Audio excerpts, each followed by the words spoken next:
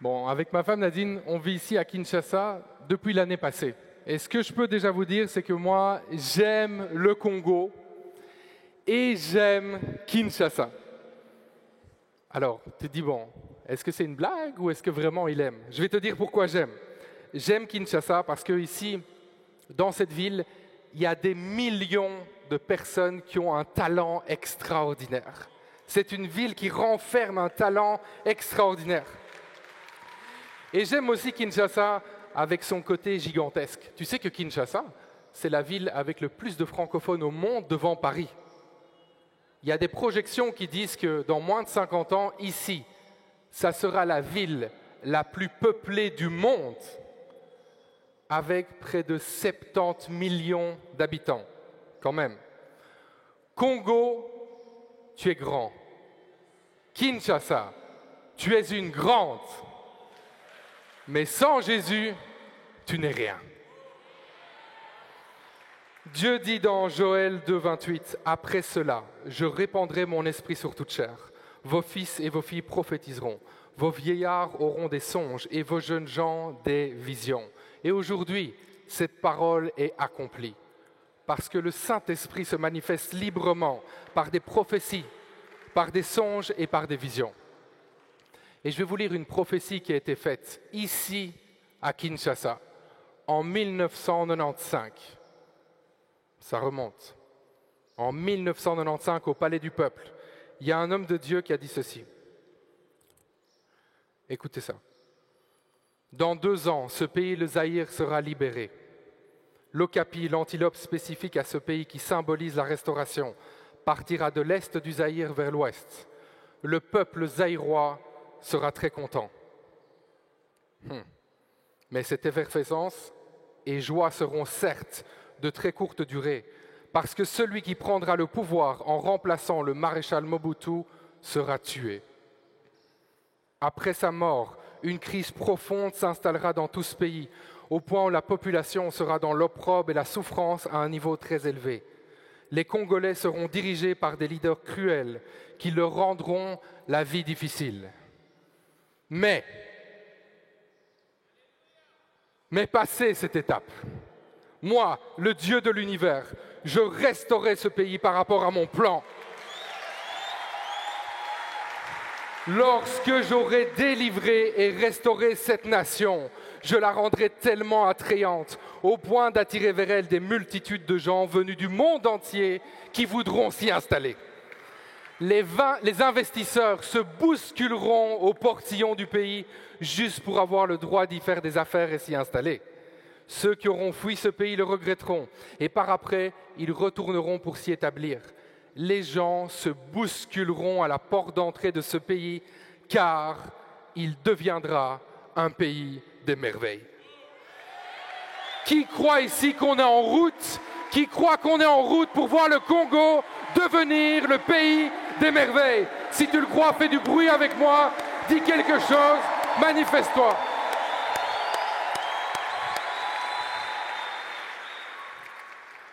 En tout cas, moi j'y crois. Moi j'y crois. Et vous savez ce qu'il faut pour que ça se passe? Il faut d'abord que les gens reçoivent une vision. Il faut recevoir une vision. Et la bonne nouvelle, on vient de lire le verset Joël 2, 28, Dieu donne aussi des visions, n'est-ce pas? Et une vision, c'est aussi quelque chose dans le sens que on se représente à quoi le futur pourrait ressembler. Proverbe 29, 18. Lorsqu'il n'y a plus de vision d'avenir, un peuple vit dans le désordre. La version Nouvelle Bible Seconde dit « Quand il n'y a pas de vision, le peuple est incontrôlable ». La version King James en anglais va jusqu'à dire « Là où il n'y a pas de vision, le peuple périt ». Quelqu'un a dit un jour « Si tu ne le vois pas avant de le voir, tu ne le verras jamais ». Donc pour voir le Congo être le pays des merveilles, tout commence par une vision et cette vision porte un nom. Le réveil.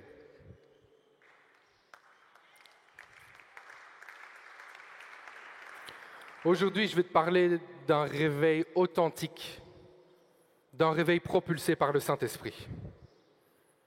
Ah oui, c'est sûr, nous les chrétiens, on aime le réveil. Hein? On aime le réveil. On aime les œuvres du Saint-Esprit, n'est-ce pas? Les signes, les miracles, les prodiges. Ça nous plaît. On aime ça. Peut-être d'ailleurs que toi, tu as déjà entendu parler d'histoires de réveil. Par exemple, il y a le grand réveil d'Azusa Street. C'est un réveil qui s'est passé au début du XXe siècle à Los Angeles, aux États-Unis.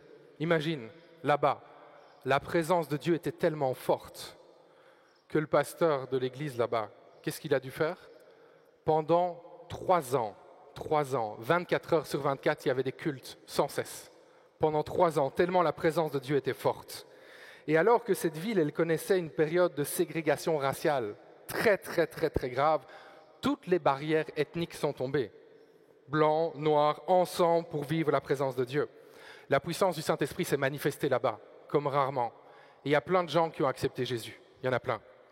Ils recevaient la vie éternelle, des malades étaient guéris, des démons étaient chassés, des gens commençaient à parler dans des nouvelles langues pour la première fois. Et il y en a même qui rapportent que les pompiers ont été appelés souvent là-bas. Parce qu'il y a des gens qui disaient qu'il y avait le feu, qu'il y avait des flammes qui sortaient du toit. Et en fait, quand les pompiers venaient, ils disaient « Non, il n'y a rien ici ». Mais ceux qui voyaient ça disaient que c'était certainement la gloire de Dieu qui était en train de se manifester au-dessus de cette église. C'est sûr. Nous, on aime vivre le surnaturel. On aime voir le Saint-Esprit agir instantanément. Mais ce n'est pas de ça que je vais parler aujourd'hui. Désolé. Aujourd'hui, le mandat que le Seigneur me donne, c'est de te parler du réveil de l'intégrité. Le dictionnaire nous dit que quelqu'un d'intègre, c'est quelqu'un qui observe parfaitement les règles morales, qui respecte scrupuleusement ses devoirs, les règlements, etc. C'est quelqu'un d'honnête, c'est quelqu'un qui est incorruptible. Un homme corrompu est un homme malade. Une nation corrompue est une nation malade. Et la corruption, c'est une très grave maladie et ça mène à la mort. Mais la bonne nouvelle, c'est que c'est une maladie qui est curable et que c'est Jésus qui guérit. Alors acclame Jésus avec moi si tu crois qu'il est le Dieu qui guérit.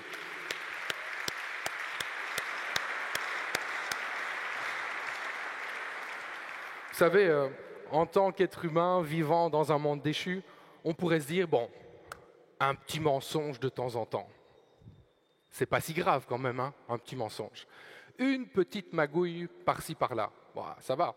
De toute façon, mes intérêts, ça passe avant la vérité, non? Le problème avec ce genre de réflexion, c'est que la Bible nous dit dans Jean 8, 44 que Satan est le père du mensonge. Et Jésus nous dit dans Jean 14, 6 qu'il est lui-même la vérité. Donc, si Jésus est vraiment notre Seigneur, notre seule option, c'est de marcher dans la vérité. On n'a pas d'autre choix. Si Jésus, c'est vraiment notre Seigneur, on doit se tenir loin du mensonge. Si Jésus, c'est notre Seigneur, on ne peut pas accepter la corruption. Non, ce n'est pas possible. Dieu nous appelle tous ici, sans exception, à vivre le réveil de l'intégrité. Et le réveil de l'intégrité, c'est un réveil qui n'est pas impressionnant sur le court terme, mais c'est un réveil qui produit des résultats époustouflants sur le long terme. Le réveil de l'intégrité, il commence par te transformer toi. Ensuite, c'est ta famille, ta ville et ton pays tout entier qui est transformé. Mais la réalité, c'est que quand on entend réveil de l'intégrité, on n'est naturellement pas très enthousiaste. Pourquoi?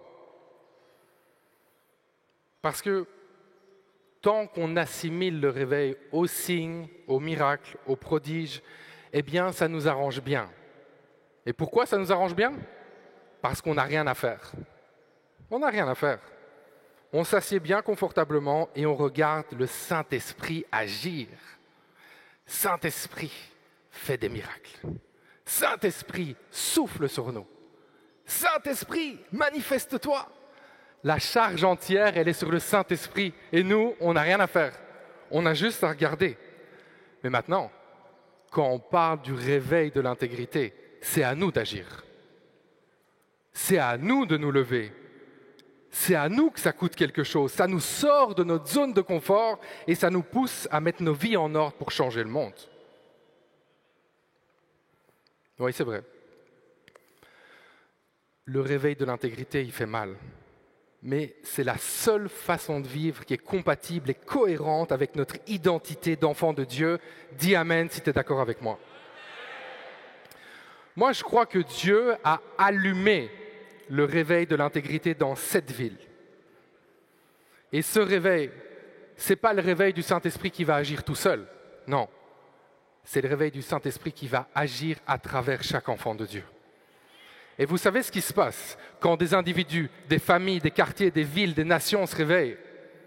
Il y a plein de gens qui se tournent vers Jésus, qui reçoivent le pardon de leurs péchés et qui reçoivent la vie éternelle. Et c'est le principal. Mais n'oublions pas qu'il y a aussi une incidence terrestre au réveil. Les taux de criminalité, suicide, divorce, les taux de violence conjugale, les taux d'endettement, de dépression, de stress, de consommation de drogue, de consommation d'alcool chutent radicalement et notre ville change. Et vous savez qu'un tel réveil, ça s'est déjà passé. Ça s'est passé en Europe, au Pays de Galles, au début du XXe siècle. Imaginez, il n'y a personne qui était au Seigneur là-bas. Et en un rien de temps, 20% de la population a donné sa vie à Jésus. Et il y a eu une incidence dans la société. Et c'est ce que Dieu veut voir. Dieu veut voir une incidence dans la société. Il y a des jours où les juges arrivaient au tribunal avec des gants blancs. Tu te dis, et alors? T'as raison. Pourquoi ils avaient des gants blancs? Ça voulait dire qu'il n'y avait pas d'affaire à juger. C'est de ce genre de réveil-là que je te parle aujourd'hui. Les effectifs de police ont dû être réduits dans cette ville là-bas. Il n'y avait plus de criminalité. Ils ont réduit. Et imaginez, même dans les mines de charbon, il y a eu du changement. Parce que les gars qui travaillaient dans les mines de charbon, qu'est-ce qu'ils faisaient? Il y avait les chevaux, ils avaient des bacs avec le charbon dedans. Et leur façon de donner des ordres aux chevaux, c'était en les insultant et en leur tapant dessus. Les gars ont tous accepté le Seigneur. Donc, ils n'insultaient plus et ils tapaient plus sur les chevaux. Il y a eu un problème dans la mine et ça a été complètement paralysé au niveau de l'activité. Oui, c'est vrai, on est dans un monde déchu. Et non, tu as raison aussi, on ne passera pas l'éternité sur cette terre. Tout ça, c'est vrai. Mais que ça ne soit jamais, jamais une excuse pour rester là, les bras croisés, à rien faire et à attendre que ça passe. Non. Est-ce qu'il y a quelqu'un ici qui veut être une lumière dans les ténèbres? Est-ce qu'il y a quelqu'un ici qui veut bâtir un monde meilleur? Est-ce qu'il y a quelqu'un ici qui veut vivre le réveil de l'intégrité? Si c'est toi, fais du bruit, fais quelque chose, mais dis oui, moi c'est ça que je veux vivre. Je veux vivre ça.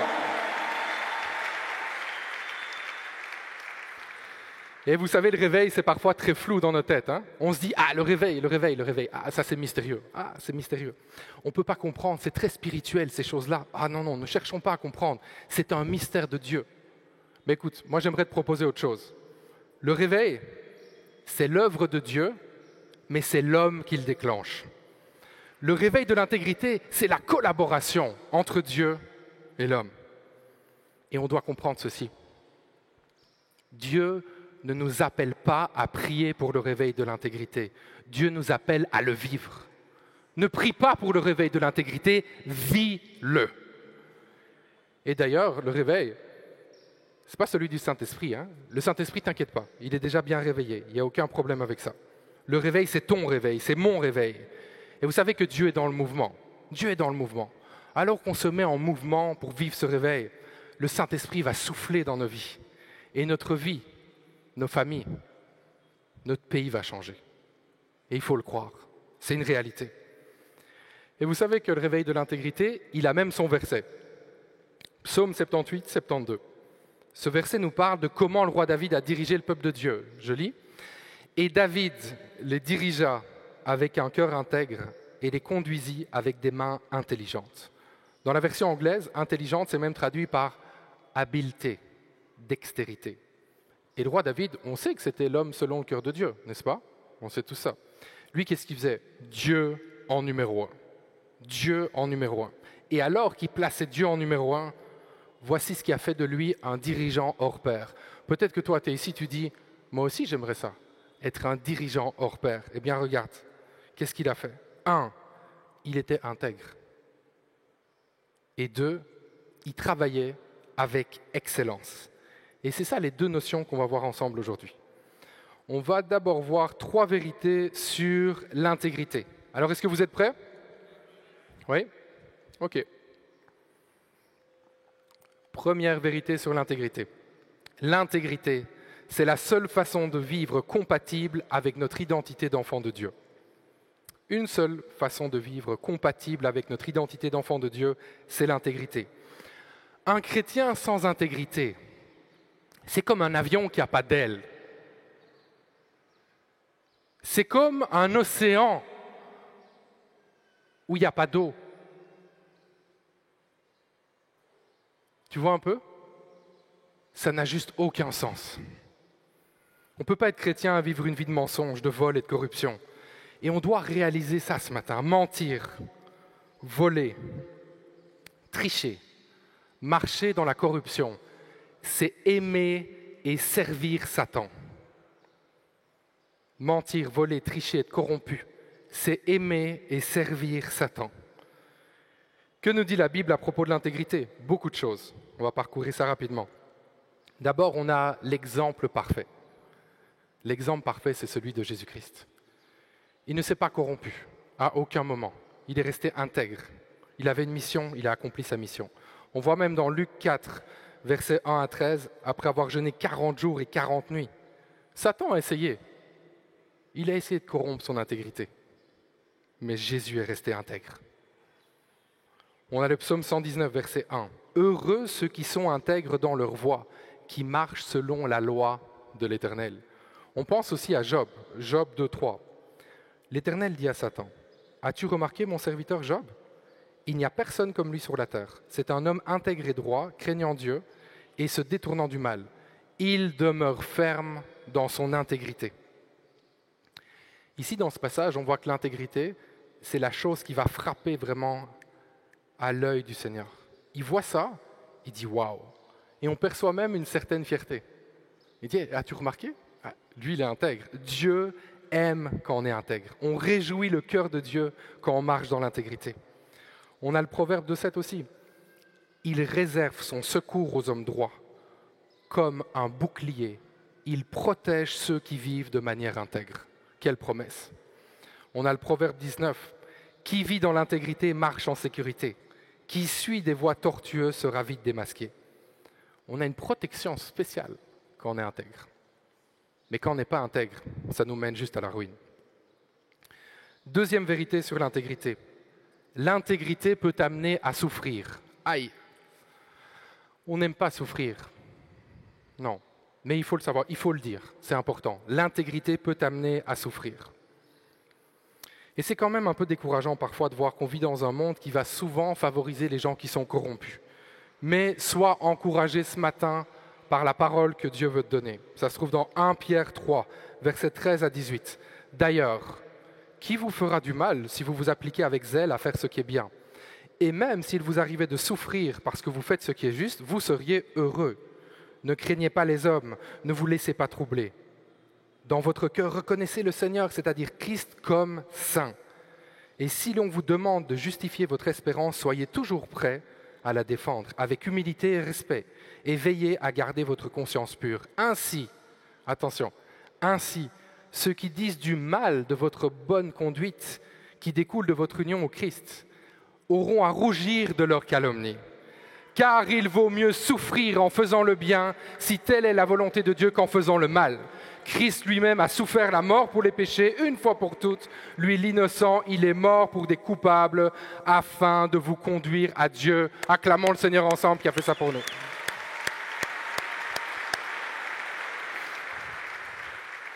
Souviens-toi de l'exemple de Jésus. Lui, il ne s'est pas laissé corrompre. Jamais, jamais, il est resté obéissant. Dieu lui a montré ce qu'il devait faire, il l'a fait. Mais qu'est-ce qui s'est passé alors qu'il a été intègre? Son intégrité l'a amené à mourir à la croix. Aïe, aïe. On souffre parfois quand on est intègre. Ça peut faire mal. Mais sache qu'il vaut mieux mourir à la croix en étant au cœur du plan de Dieu que d'échapper à la croix et vivre le plan de Satan. Sache ça. Peut-être que tu vas souffrir alors que tu vas marcher dans l'intégrité. Mais Dieu est là. Et il sait qu'il trace un chemin en ce moment dans ta vie. Et souviens-toi aussi de l'exemple de Joseph. Pendant des années, il est intègre. Il gère à merveille toutes les ressources de Potiphar. Et un jour, la femme de Potiphar vient. Elle lui fait des avances. Lui, il a refusé. Il a dit non, je ne veux pas aller là, moi. Et il savait que, quelque part, il y avait peut-être des avantages qu'il allait perdre. Peut-être il allait avoir des problèmes alors qu'il allait être intègre. Mais son amour pour Dieu a été plus grand que l'amour qu'il avait de sa propre situation. Et c'est précisément la question que le Seigneur nous pose à tous ce matin. Est-ce que l'amour de notre situation, est-ce que l'amour de notre titre, est-ce que l'amour de l'argent, est-ce que l'amour de notre confort, l'amour de notre propre vie est plus grand que l'amour que nous portons à Dieu? Si on aime plus notre vie qu'on aime Dieu, on court à notre perte. Et Joseph, il a choisi l'intégrité. Et ça l'a conduit en prison. Ça l'a conduit en prison. Mais sache qu'il vaut mieux être en prison avec Dieu qu'au palais avec Satan. Jean 12, 25 dit, Jésus parle, « Celui qui s'attache à sa propre vie la perdra, mais celui qui fait peu de cas de sa vie en ce monde la gardera pour la vie éternelle. » Et ça nous emmène à la troisième vérité sur l'intégrité. Oui, c'est vrai, l'intégrité peut t'amener à souffrir, mais quand tu es intègre, tu gagnes toujours. Amen. Amen à cette parole. Quand tu es intègre, tu gagnes toujours. En fait, la joie de plaire à Dieu, c'est ça qui doit être ta plus grande motivation. Juste la joie de plaire à Dieu. Et la confiance que tu places en Dieu, elle doit toujours être plus grande que la peur de ce qui pourrait t'arriver si tu es intègre. Toujours. Plus de confiance en Dieu que de peur de ce qui pourrait t'arriver si tu es intègre. On a le psaume 56, versets 4 et 5. Que cette parole du psalmiste soit notre déclaration ce matin. Quand je suis dans la crainte, en toi je me confie. Je me glorifierai en Dieu, en sa parole. Je me confie en Dieu, je ne crains rien. Que peuvent me faire des hommes? Quand tu marches dans l'intégrité, oui, ça peut t'amener à souffrir. Mais à la fin, tu gagnes toujours. Tu gagnes toujours. On vient de lire Jean 12, 25. Maintenant, on va lire le verset juste après. Jean 12, 26. Si quelqu'un veut être à mon service, qu'il me suive. Là où je serai, mon serviteur y sera aussi. Si quelqu'un est à mon service, le Père lui fera honneur. Quand tu choisis l'intégrité, peu importe les obstacles que tu rencontres, il y a un moment, un jour vient où Dieu t'honore. Toujours. Oui, l'intégrité de Jésus, on a vu. Ça l'a amené où? À la croix. Il est mort à la croix. Des souffrances terribles. Mais l'histoire ne s'arrête pas là. Philippiens 2, versets 8 à 11, on parle de Jésus. Il s'abaissa lui-même en devenant obéissant jusqu'à subir la mort, oui, la mort sur la croix. C'est pourquoi. Voilà ce qui a déclenché son intégrité. C'est pourquoi Dieu l'a élevé à la place la plus haute et lui a donné le nom qui est au-dessus de tout nom, pour qu'au nom de Jésus, tout être s'agenouille dans les cieux, sur la terre et sous la terre, et que chacun déclare Jésus-Christ est Seigneur à la gloire de Dieu le Père. Est-ce que quelqu'un peut dire Amen? Après la souffrance liée à l'intégrité, survient toujours la victoire liée à l'intégrité. Parce que Jésus a été intègre, plus que personne ne pourra jamais l'être. Dieu l'a ressuscité. Et en ce moment, il occupe la place la plus haute, la place que personne ne pourra jamais avoir. N'oublie jamais que la hauteur de ton élévation par Dieu est déterminée par la profondeur de ton intégrité. On va revenir un instant sur Joseph. Oui, l'intégrité de Joseph l'a mené à souffrir et être jeté en prison, c'est vrai. Mais l'histoire ne s'arrête pas là. Cette même intégrité l'a emmené au sommet du pouvoir en Égypte. Regarde ce qu'un acte d'intégrité peut déclencher. Regarde ce que son refus de se corrompre avec la femme de Potiphar a déclenché. Il est passé de Genèse 39:20. Potiphar prit Joseph et le mit dans la prison. Il est passé de ça à Genèse 41, versets 42 à 44. Et le Pharaon retira son anneau de sa main et le passa au doigt de Joseph. Il le fit revêtir d'habits de fin lin et lui suspendit un collier d'or au cou. Il le fit monter sur son deuxième char et sur son parcours on cria à genoux. C'est ainsi qu'il le mit à la tête de toute l'Égypte. Le Pharaon, écoutez ça, le Pharaon dit encore à Joseph, « Je suis le Pharaon, mais sans ton ordre, personne dans tout le pays ne lèvera le petit doigt ni ne se déplacera. Vous vous rendez compte? De la prison au sommet de l'État. Et je m'adresse à quelqu'un qui est ici.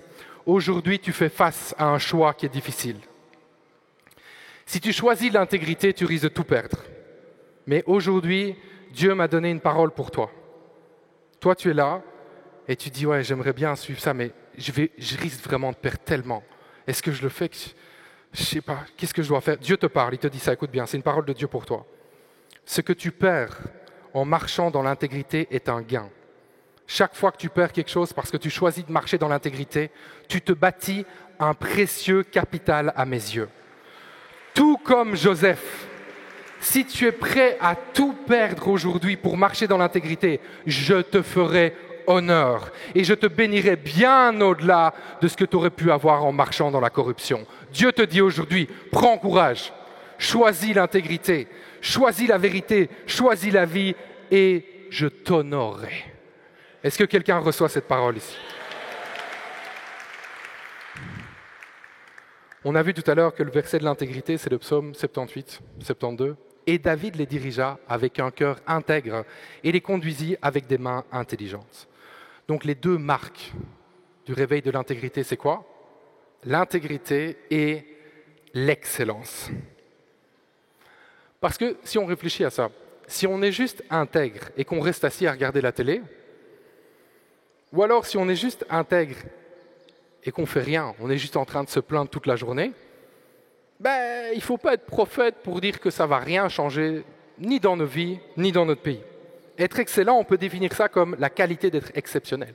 Être excellent, c'est être extrêmement bon dans ce qu'on fait. On doit comprendre qu'on fait partie d'un royaume qui n'est pas de ce monde. Le royaume de Dieu fonctionne avec certaines règles. Et c'est important pour nous de bien comprendre ça. C'est un royaume qui est basé sur l'excellence. Et en tant qu'ambassadeur de ce royaume, on doit veiller à être excellent dans tout ce qu'on fait. Pas d'autre option. Et il faut faire attention à la culture de nos pays. Que ça soit ici, que ça soit ailleurs, il y a une culture partout. Dans tous les pays, il y a de la culture, c'est sûr. Mais il faut faire attention que la culture de notre pays ne prime jamais sur la culture du royaume de Dieu. On doit analyser notre culture. Et tous les éléments qui ne sont pas conformes avec la culture du royaume, poubelle, tout simplement. Notre Dieu, il est excellent. Regarde à la création et sa perfection. Tout ce que Dieu fait est excellent. Regarde juste une fleur. Une fleur. Regarde la création. C'est parfait.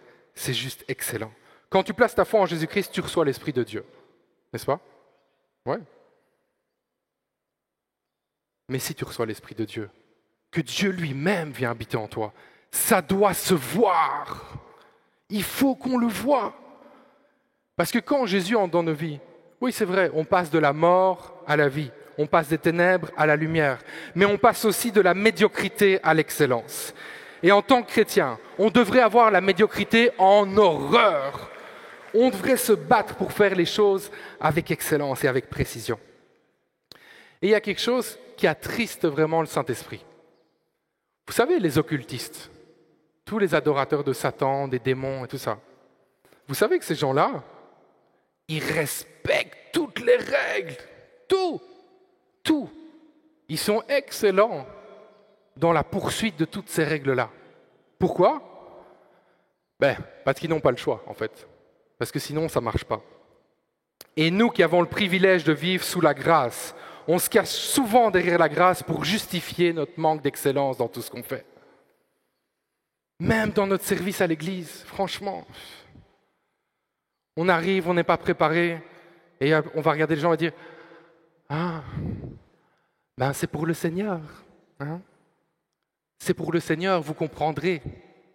Je ne suis pas prêt, mais c'est pour le Seigneur. Mais justement, si c'est pour le Seigneur, soyons prêts. Si c'est pour le Seigneur, on doit faire les choses encore beaucoup, beaucoup mieux parce que c'est pour le Seigneur. Franchement. Non, mais honte sur nous, quoi. Franchement, honte sur nous. On abuse de la grâce. On doit arrêter ça. Et la Bible nous parle de plusieurs personnes qui, en plus d'être intègres, ils ont été excellents dans leur façon de faire. On a Jésus, ça c'est clair, c'est l'exemple, Jésus. Il a tout fait avec excellence. Il a suivi le plan et Dieu l'a élevé où? À la place la plus haute de toutes les places. Le roi David, il était excellent dans ce qu'on lui a confié. Dieu lui a confié des grandes responsabilités. Joseph, la même chose, excellent dans les tâches qui lui ont été confiées. Dieu lui a confié des grandes responsabilités. Daniel, la même chose, excellent dans les tâches qui lui sont confiées. Dieu lui confie des grandes responsabilités. On pourrait se dire, mais comment ça se fait? Écoute, c'est juste normal, parce que c'est un principe biblique. Matthieu 25, 21. Très bien, lui dit son maître, tu es un bon serviteur en qui l'on peut avoir confiance. Tu t'es montré fidèle en peu de choses, c'est pourquoi je t'en confierai de plus importantes. Quand tu es excellent dans les tâches que Dieu te confie, il te confie toujours plus de responsabilités. Et plus tu as des responsabilités, plus ton influence grandit. Et plus ton influence grandit, plus tu as l'occasion d'aider des gens à connaître Jésus et à vivre une vie qui manifeste son excellence. Donc si toi aussi tu prends la décision de tout faire avec excellence, fais du bruit avec moi là où tu es, tu prends la décision, dis moi c'est bon, je veux faire les choses avec excellence.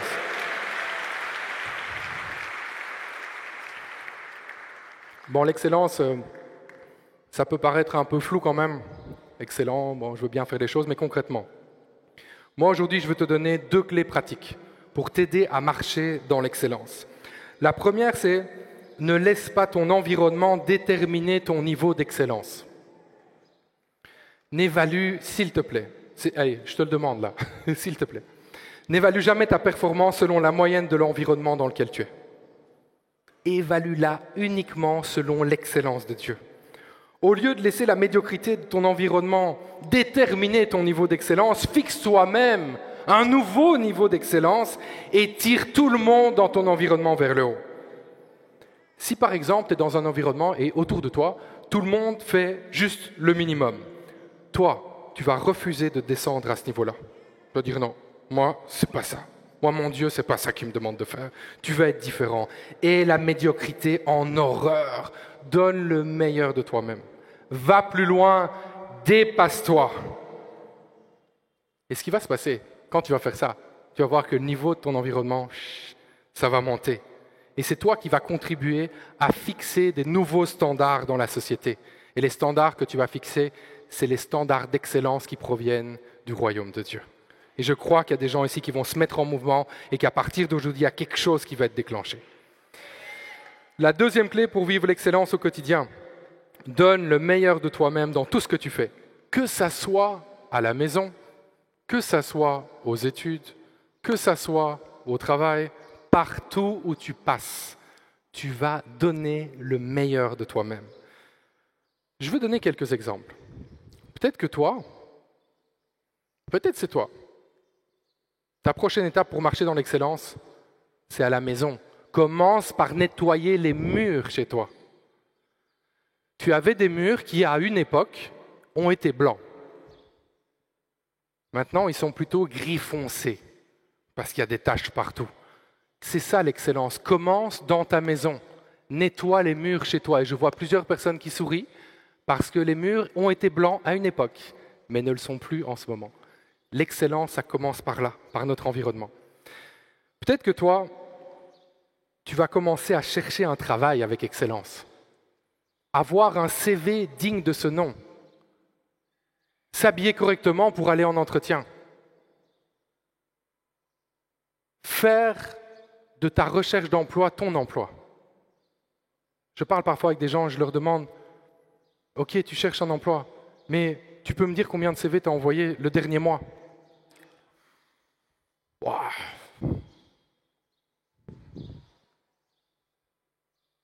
1, 2, peut-être 3. Et il ne faut pas être prophète pour dire que cette personne ne trouvera jamais d'emploi. Ce n'est pas ça qu'il faut faire. À partir de 8 heures du matin jusqu'à 5 heures de l'après-midi, ta recherche d'emploi devient ton emploi. Et quand tu sors de chez toi, tu ne vas pas chercher un emploi, tu vas trouver un emploi. Et tu y vas avec cette mentalité, tu vas voir que Dieu va faire quelque chose et il va honorer ça. Peut-être que toi, ta prochaine étape pour marcher dans l'excellence, c'est de travailler différemment. Va au fond des choses. Ne t'arrête pas en chemin. Je vais prendre un exemple. Imagine que toi, tu es chargé des achats dans une entreprise de construction. Il y a ton patron qui te demande le matin d'acheter des briques dans telle entreprise. T'appelles, pas de réponse, tu remets le téléphone.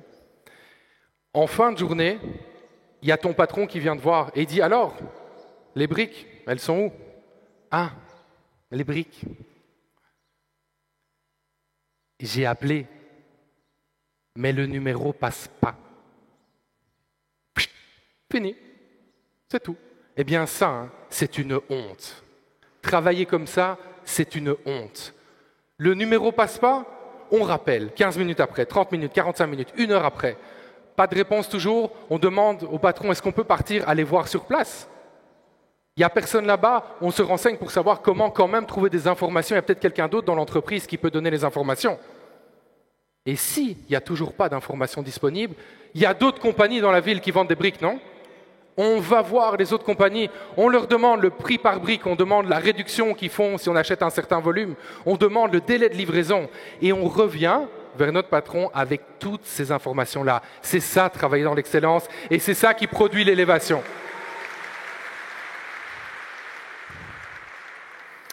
Peut-être que toi, ta prochaine étape pour marcher dans l'excellence, c'est de diriger ton entreprise d'une autre façon.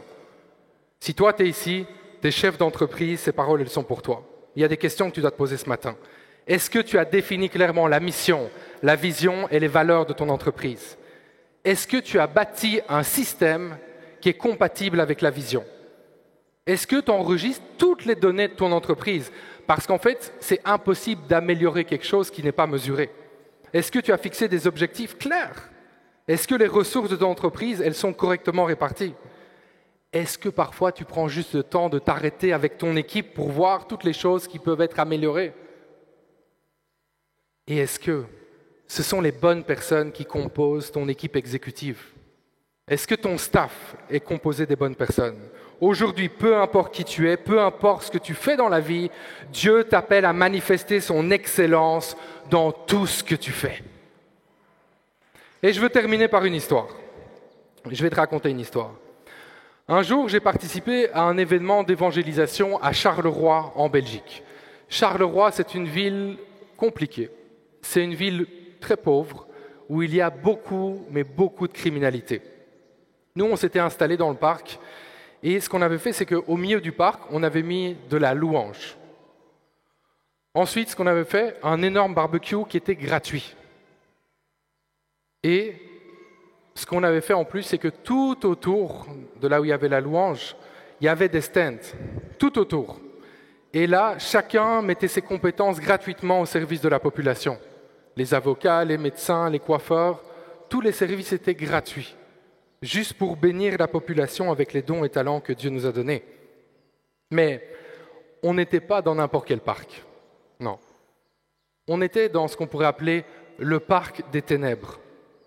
Toute la journée là-bas, c'était que des vols, des agressions, des injections de drogue, de l'abus d'alcool. Et ce jour-là, on a juste servi la ville. On a aimé les gens, on a parlé de Jésus très simplement. Et pendant l'après-midi, il y a un policier qui est venu. Le gars était choqué. Il était choqué. Il vient nous voir et dit, mais qu'est-ce qui se passe ici? Qu'est-ce qui se passe? Donc nous, on a expliqué ce qu'on faisait, très simplement. Et lui a dit, mais vous savez que ici, toute la journée ici, c'est juste des bagarres, c'est des agressions, il n'y a que des problèmes ici. Mais aujourd'hui, il n'y a pas eu un seul incident. Il dit, je ne comprends pas, j'arrive pas à l'expliquer. C'est comme s'il y avait une paix, il y avait quelque chose de spécial ici.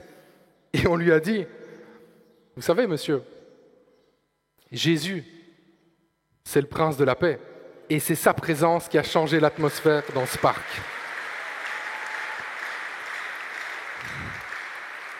Donc, vous voyez par cet exemple comment la présence de quelques chrétiens dans un parc peut changer l'atmosphère du parc au complet pendant une journée. Alors imaginez ce que ça va déclencher dans ce pays quand de plus en plus de chrétiens vont décider de vivre une vie qui est marquée par l'intégrité et par l'excellence. Ce n'est pas un parc qui va changer d'atmosphère pour quelques heures, non. C'est un pays qui va changer en profondeur et ça va être pour des années. Et quand on pense au réveil, c'est vrai qu'on pense aux guérisons, c'est vrai qu'on pense aux manifestations surnaturelles du Saint-Esprit. Mais vous savez, moi je pense que le plus grand miracle, après la nouvelle naissance, c'est une ville, c'est une nation qui est complètement transformée par la collaboration entre le Saint-Esprit et les hommes. Et vous savez que je crois, Dieu m'a montré que ici, il y a plein de gens ici. Vous êtes là? Il y a plein de gens qui sont ici que Dieu appelle à faire partie de ce grand mouvement du Saint-Esprit, le réveil de l'intégrité. Et le réveil de l'intégrité, vous savez, ce n'est pas quelque chose qui va se passer peut-être un jour, c'est quelque chose qui se passe déjà aujourd'hui dans la vie de toutes les personnes qui décident de se mettre en mouvement. Et alors qu'on décide de se lever ensemble, oui, notre vie va changer, mais le pays au complet va changer. Alors qu'on décide de se lever ensemble pour vivre ce réveil, tout va changer ici. Tout va changer. J'en ai vraiment l'intime conviction. Ce réveil de l'intégrité va propulser cette nation dans une autre dimension. Oui, je crois que le Congo est le pays des merveilles. Oui, je le crois vraiment, le Congo est le pays des merveilles. Oui, je crois que le meilleur est à venir. Oui, je crois qu'on a tous notre part à jouer. Et le jour viendra où tous verront le Congo comme étant le pays des merveilles. Le Congo sera un phare pour le monde, je le crois.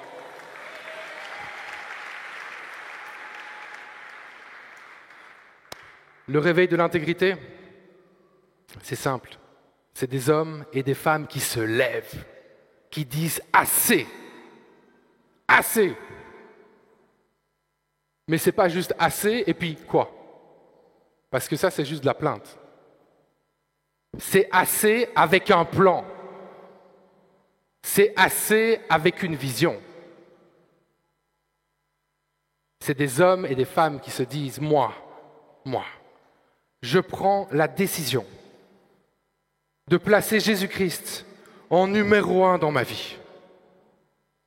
Je dis non à la corruption et à la médiocrité. Et je dis oui à l'intégrité et à l'excellence. Là où tu es maintenant, si tu veux vivre le réveil de l'intégrité, lève-toi. Lève-toi là où tu es et acclame le Seigneur de tout ton cœur.